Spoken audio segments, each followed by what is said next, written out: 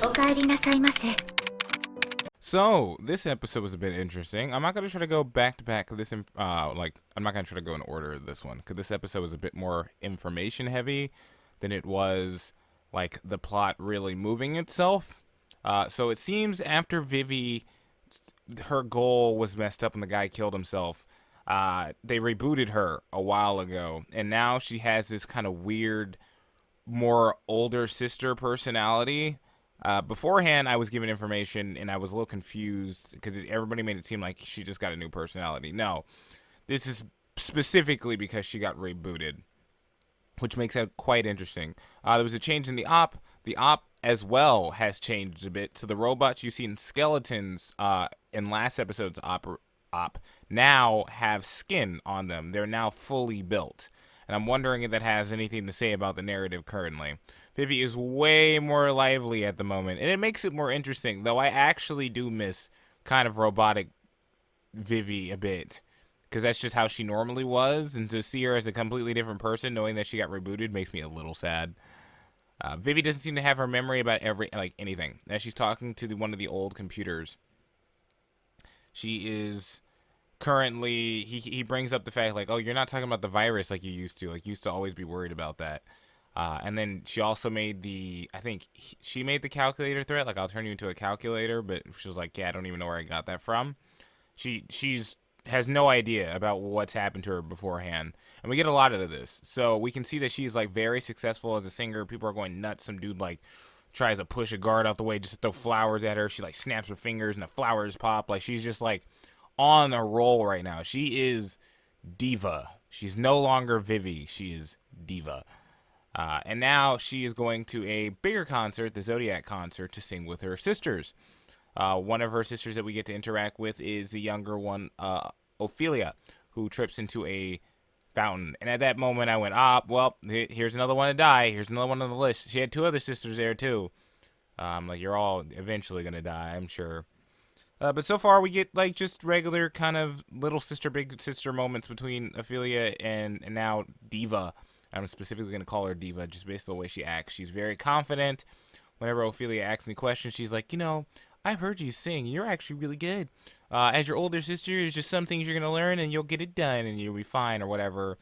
She's like, I've been around, I've learned these things. I've been a professional at this for a while. Turns out, at this point, Diva is 61 years old. Like, really take that in. Like, we have been on a time trip, have we not? But it makes sense, because she's AI, so she doesn't have to age.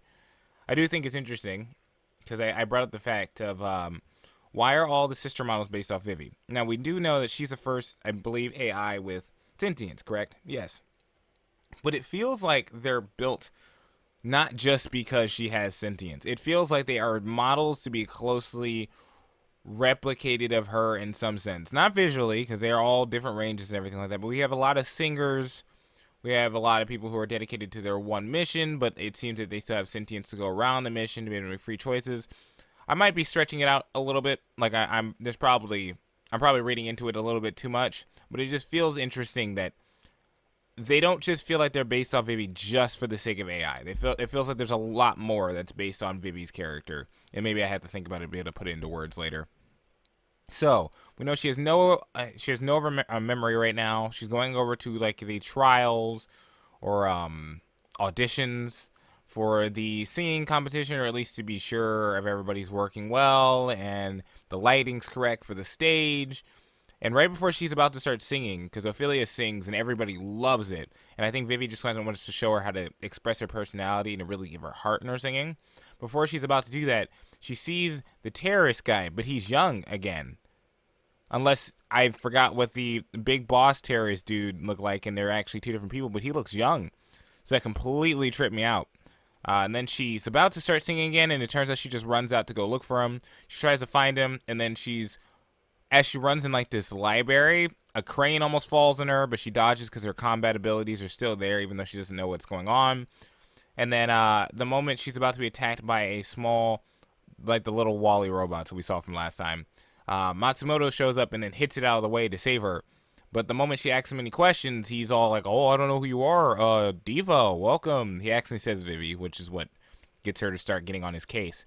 But at first she's like, "Oh, I don't know what's I don't know you. You have a good show today. Great, my bad. I made an error. Ooh."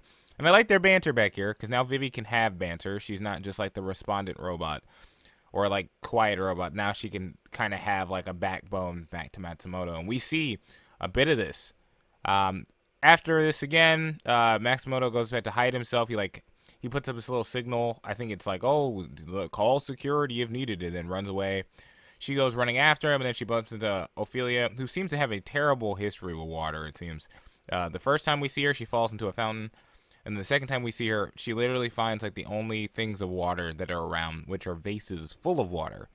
Just the odds of accidentally bumping into somebody near a vase full of water is not high. I don't think it's high. We get more conversations between them. We later see that I believe Vivy talks about again, you do really well. You sing very great. They kind of have like an One-san and I forgot a Moto situation there, right? Then Diva goes looking for Matsumoto again. She goes to the roof. She goes to a facility that is supposed to be secure by security or whatever. And she's like, "I've never seen a robot with your specs. You're not in security. Get your butt out of here. I'm calling the security bots." And then he's like, "Okay, whoa, stop. You're gonna make it worse for me. Let's not do this." She keeps trying to question him because she feels like she's missing something now that her memory was rebooted. And it's been bugging her for ever since she's been rebooted, which supposedly was a while ago. And so she is so desperate to get this information. And she knows that he has to save her. Like, he knows that she's important to some degree. That she calculates her weight, calculates, I'm guessing, whether or not he'd be able to save her, and proceeds to just jump off a building. Like, no brakes, just jump off. Because if he really needs to do his mission, he's going to save her, which he does. And he's like, "What the freak is wrong with you? Are you crazy?" Yes, she is.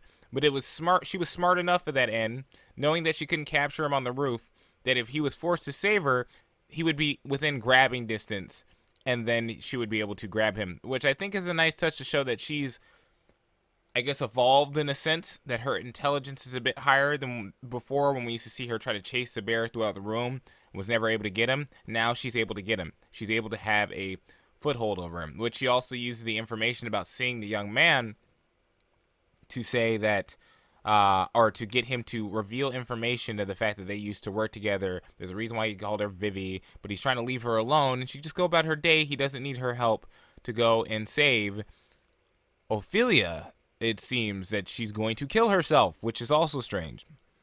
Whether her depression and her own singing or not, because she did seem a little deadpan after she was done singing, even though everybody enjoyed it. And maybe she doesn't feel like she's living up to her maximum purpose.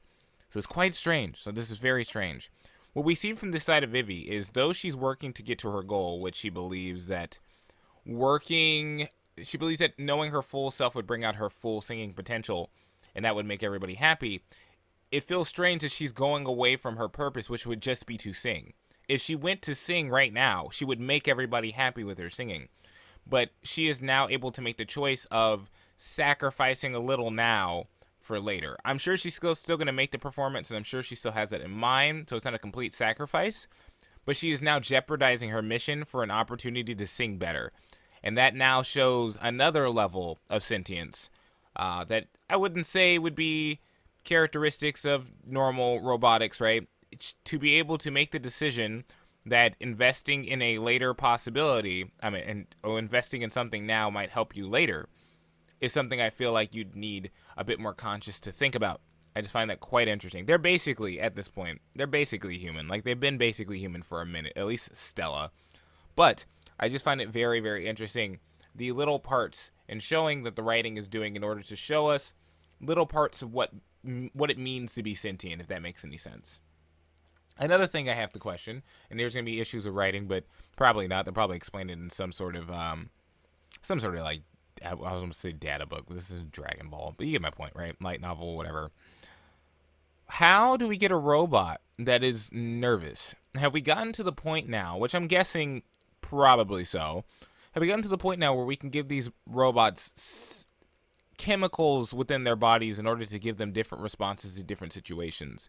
It's not just them being basically almost like if you played Kingdom Hearts, nobodies who were just feigning emotions.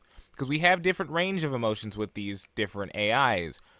And I guess it's just fun to play around with. Like, you can think about it. Like, we have different, I don't remember what serotonin does, but I know the fact that we have serotonin, I think it's to calm the human body, right? That's how we work. We work off of chemical reactions and our nerves being stimulated or not being stimulated or being blocked off in order to cause different emotions, to cause tiredness, to cause the way we react to things. It can be almost instantaneous. So are these AI now at the point where we have given them almost like pseudochemicals? Like, you know what I mean? Like, they have the same groundworks, because basically we'd just be copying ourselves, right? It was like when I was watching her blow dry Olivia's hair. At a certain point, I was like, well, they never had to cut their hair. This is just a thing that they have. She's just drying her hair, but it's always going to be in the same position. How far do these models go? Like, where is the goal? You know, because they keep upgrading. There's still more sisters. It keeps happening every single time, it seems. Another new model, another new model. They look up to you, Diva, for being their original model. So I'm just very curious on how this is going to work. Does Diva need an alternate personality? Is that the reason why we have gotten to this point? Because this is supposedly going down the right future path, right?